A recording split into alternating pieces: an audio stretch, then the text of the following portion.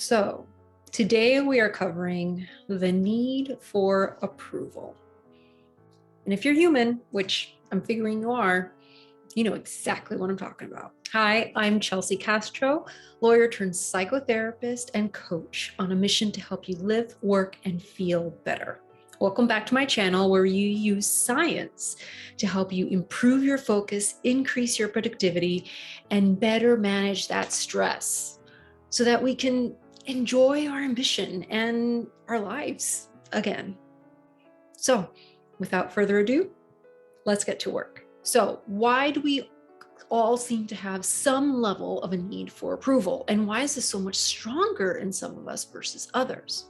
Well, we essentially have the classic nature and nurture combination here. On the nature side, the need for approval is an innate desire for survival.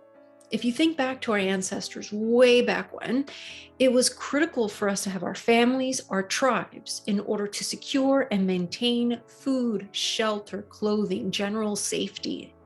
So this desire to have other people like us and want us to be part of their group and approve of us is at its barest bones a desire to be part of a group for survival. So the desire to please can also be traced back to when we are first born.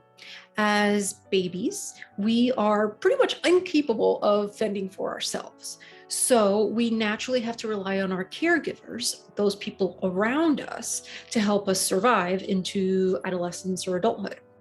And so babies have an innate desire, even though many of you parents out there will argue babies don't care whether they please you or not, they only care about themselves.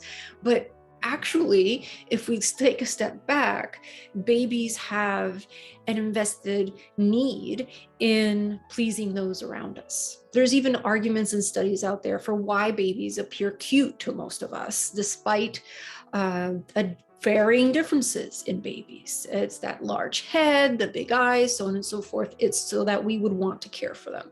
That's another conversation for another day.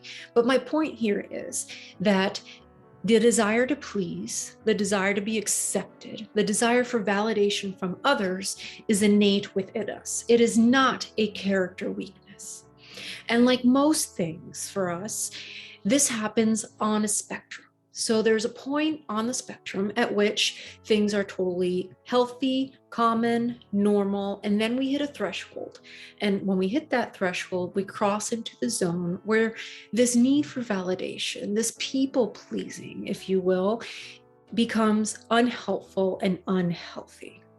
So how do we keep ourselves, one, from freaking out because we think, oh, we need validation and it's actually a weakness and I don't want to be this person who needs other people? No, we want to accept that. And two, how do we keep ourselves from crossing over that threshold into the zone of concern? Well, first off, we need to be aware of when we are seeking validation. And this is one of those things where there's no like quick tip I can give you so that you become more aware of where you're seeking validation. This is something that would naturally become more noticeable to you with a mindfulness practice, with self-reflection, with using tools such as a cognitive distortion list, the most common lawyer thinking error tool that I often share with people, or even going into the quiz that I have, and I'll link down below to help you figure out what your most common thinking errors are. So it's a matter of self-awareness.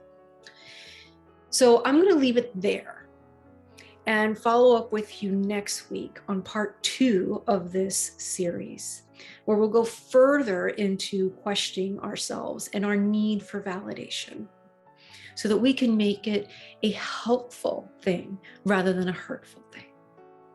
That's all for this week. Thank you for joining me yet again. If you like this content, make sure to like and subscribe below. And join us next week for another science-based video to help you live, work, and feel better. That's all for now. Let's get to work.